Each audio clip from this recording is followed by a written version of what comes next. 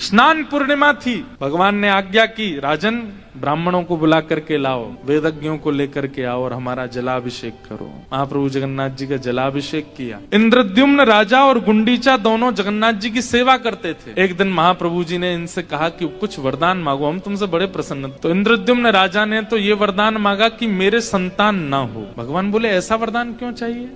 बोले भगवान कल को कहीं आपकी सेवा में कोई त्रुटि हुई तो मैं इस बात को सह नहीं पाऊंगा कि मेरे वंश के बालकों ने आपकी अच्छे से सेवा नहीं करी। मैं ये सुनना नहीं चाहता, इसलिए मेरा वंश मेरे तक ही रहे, उससे आगे ना बढ़े। मैं अंत हूं, क्योंकि मेरे जैसे भाव से आपकी कोई सेवा कर नहीं पाएगा। इंद्रद्युम्न राजा की बात सुनकर के भगवान बड़े प्रसन्न, वाह इंद्रद्युम्न तुम्हारी भक्ति कैसी। फिर दूसरी बार इंद्रद्युम्न को भेज दिया, पत्नी को बुलाया, तुम बताओ तुमको क्या चाहिए। पत्नी ने कहा, हे नाथ ऐसी कृपा कर दो एक संतान हो जाए। भगवान बोले, वाह पतिदेव क्या मांग के गए तुम्हारे? पतिदेव कह के गए हमारे संतान नहीं हो, तुम कह रही हो संतान हो। गुंडीचा गई अपने पति इंद्रद्युम्न से बोली, आपने महाप्रभु जगन्नाथ जी संतान ना हो ऐसा कहा? हाँ देवी। क्यों? मैंने तो संतान मांगा।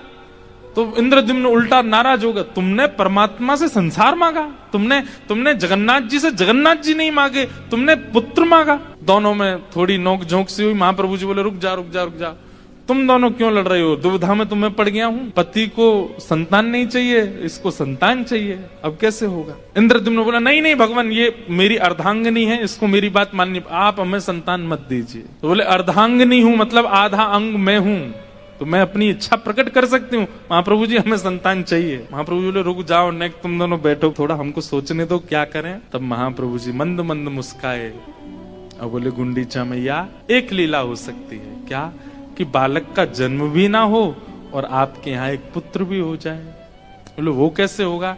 बोले आपका साक्षात पुत्र मैं ही बन जाता हूँ, मैं ही आपका पुत्र हूँ, मैं ही आज से आपका पुत्र हूँ, आप मुझे पुत्र मान लीजिए। गुंडीचा मैया के मन में प्रसन्नता तो बहुत हो गई, महाप्रभु जगन्नाथ जी हमारे पुत्र बन गए। लेकिन गुंडीचा के मन में आया, आप इतने विशाल हो, मैं गोद में कैसे खिलाऊंगी आपको? माँ का तो सुख होता है वो गोद में बैठाए, अपने हाथ से खवाए, अपनी गोद में दूध पिलाए, बालक को गोद में लेकर के डोले। और महाप्रभु जी ने कहा, मैया साल भर तो मैं आपका लाला विश्व कल्याण के लिए श्री मंदिर में रहूंगा। स्नान पूर्णिमा के 15 दिन बाद मैं रथ पर आरूढ़ होकर के गुंडीचा आऊंगा और वहां आकर के एक बाल भाव से आप मेरी सेवा करना।